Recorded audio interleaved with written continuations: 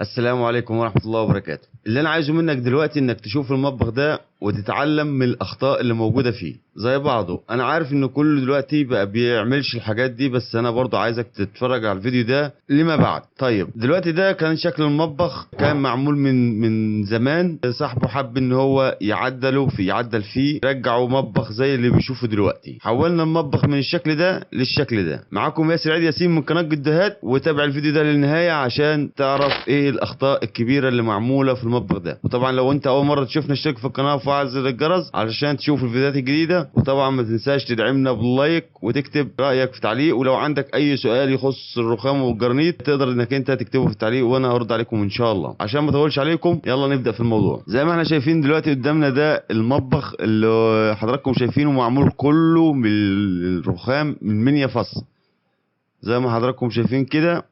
فطبعا الزبون حب ان هو يعدل في المطبخ ده. دي طبعا القوايم ديت محطوطة على القرصة مباشر، وزي ما حضراتكم شايفين ان هي بتضيق في شكل القرصة، عاملة تضييق في شكل القرصة. وزي ما حضراتكم شايفين الدورانات معمولة والسبوتات مفتوحة بوسع. طبعا انا هقول لكم على التفاصيل دي كلها وازاي انك انت تتفاداها لو انت حبيت تعمل الاشكال ديت.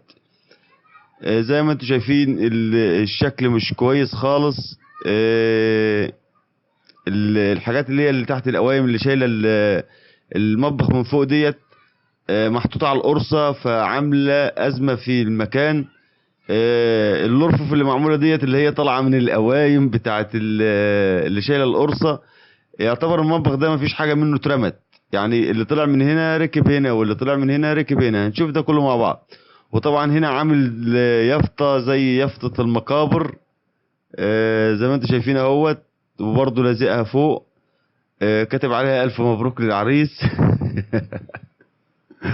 وزي ما انتم شايفين مطبخ يعني متبهدل خالص. هو الحاجه الحلوه اللي معموله في المطبخ ده الظرف في الازاز. الظرف في الازاز ديت للناس اللي هي عايزه تقفل المطبخ بتاعها والتكلفه بتكون غاليه، فممكن هو يقفل بالازاز زي ما حضراتكم شايفين كده، وبتكون عمليه وبتكون رخيصه في السعر.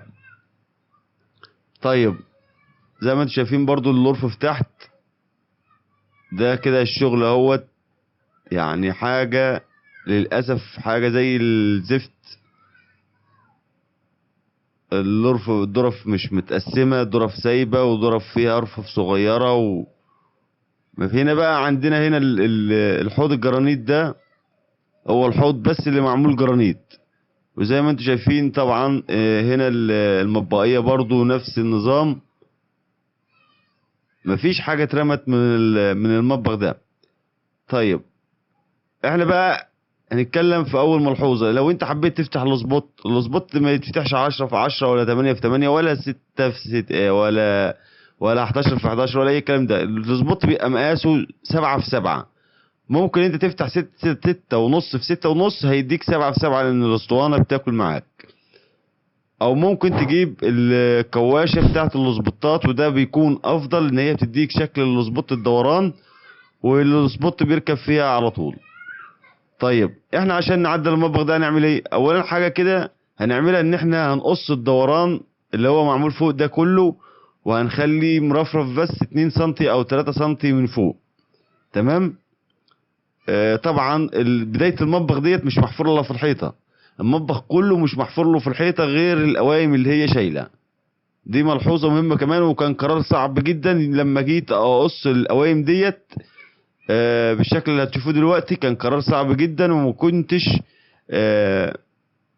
يعني ما كنتش عارف اعمل ايه، بس قررت ان انا اقص واشوف ايه اللي هيحصل. لو وقع هو نصيبه كده، هو كده كده اصلا يعني معمول كله بالمنيا فصل الرخام رخيص وما كانش هيزعل. فانا قلت اقص، وقع خير وبركه، ما وقعش ادينا عملنا اللي علينا. هنا اللي في الزاويه ديت، الجزء اللي في الزاويه ديت هو مشيها مع القرصه بتاع بدايه المطبخ، وده طبعا غلط. عشان كده بتاع الالمونتال ما عرفش يقفلها.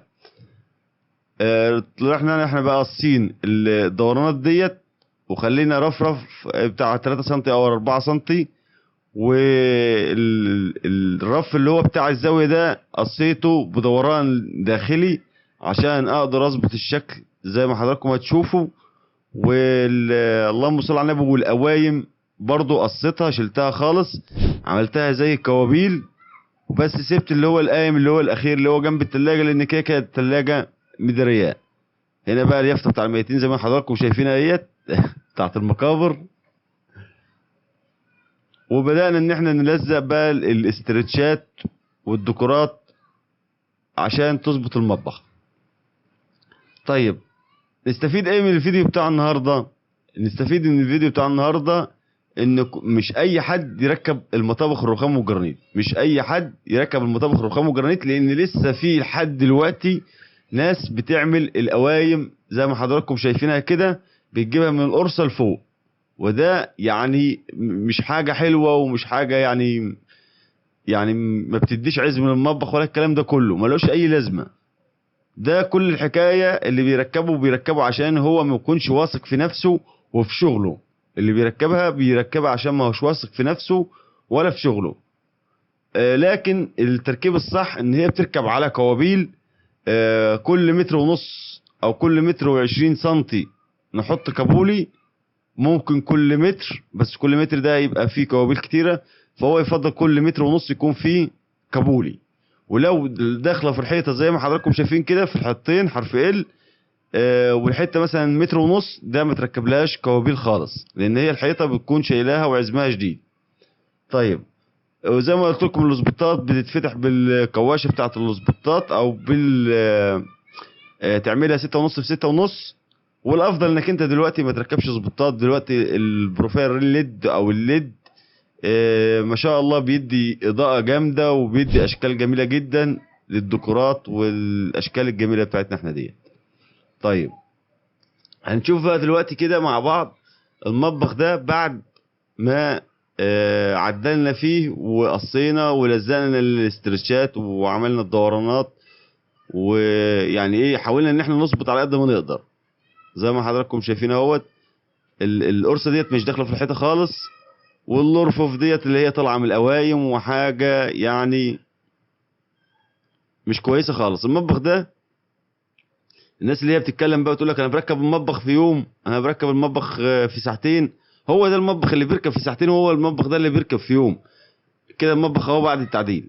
لكن عشان تعمل شغل مظبوط، الشغل ياخد حقه، التشطيب ياخد حقه، التقسيمه والتركيب يعني يكون بالطريقه الصحيحه. واحنا شرحنا هنا في القناه ازاي تعمل المطبخ بطريقه صحيحه، وناس ما كانش ليها في الرخام خالص ودلوقتي بيعملوا شغل يعني تحفه تحفه.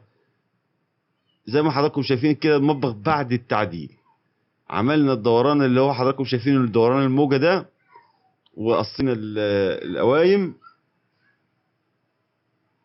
القوايم بتاعتنا بالشكل اللي انتوا شايفينه ده. عملت زي الكوابيل بالظبط، بس غلبتني طبعا في الاصل ان هي محكومه راكبه في الحيطه محكومه. وعملنا الاسترتشات، ويعني حاولنا ان احنا نعدل على قد ما نقدر في المطبخ ده. طبعا الرف بتاع الزاويه اللي بقول لكم عليه اللي انا قصيته لجوه، اصبح بالشكل اللي حضراتكم شايفينه ده. اتمنى ان هو يكون الفيديو بتاع النهارده عجبكم، واتمنى انكم شفتوا بعض الاخطاء اللي ممكن تتعمل في، او هنا المطبقيه برضو نفس الكلام اهوت تم التعديل عليها، والحوض برضو تم التعديل عليه وركبنا له حبسه وظبطنا الشكل بتاعه، وزي ما انتم شايفين المطبخ بقى حاجه تحفه خالص. طيب نستفيد بقى من الفيديو ديت، نستفيد ان فرق السعر بيجي على دماغ العميل. يعني العميل بيدور على الرخيص، فهو ده الشغل الرخيص. ما هو الصنايعي عشان يكسب هيعمل لك ايه؟ هيركب اي حاجه وخلاص. هو عايز يكسب، مش عايز يشتغل ويطلع مديون يدفع للعمال ويدفع بتاع ومواصلات واسطوانات وحاجات من ديت ويطلع. لا، هو عايز يكسب. انت هو واخد منك المتر رخيص، فهيديك الشغل اللي حضرتك شايفه ده، هيديك الشغل زي اللي حضرتك شفته في اول الفيديو. لكن لما كل حاجه بتاخد حقها، بتاخد انت شويه شغل يعني يبقى كويسين معاك، بتاخد انت شويه شغل بيرضوك. ست البيت بتدخل المطبخ ما يعني بتبقى مش عايزه تطلع من المطبخ من كتر الراحه اللي هي فيها. انما يكون بالشكل اللي حضراتكم شفناه في اول الفيديو ده، فده لا يرضي عبد ولا يرضي رب. اتمنى ان يكون الفيديو بتاع النهارده عجبكم، وطبعا ما تنساش تدعمنا باللايك. اللايك ده مهم يا جدعان جدا عشان القناة يعني مستواها يتحسن. وطبعا لو انت اول مرة تشوفنا ومهتم بمجال الرخام والجرانيت، مهتم بالمطابخ بالحوائط بالارضية بالدرج باي حاجة تخص الرخام والجرانيت، فانصحك انك انت تشترك في القناة ديت. بشكركم، وكان معكم ياسر عيد ياسين من قناة جدهات. والسلام عليكم ورحمة الله وبركاته.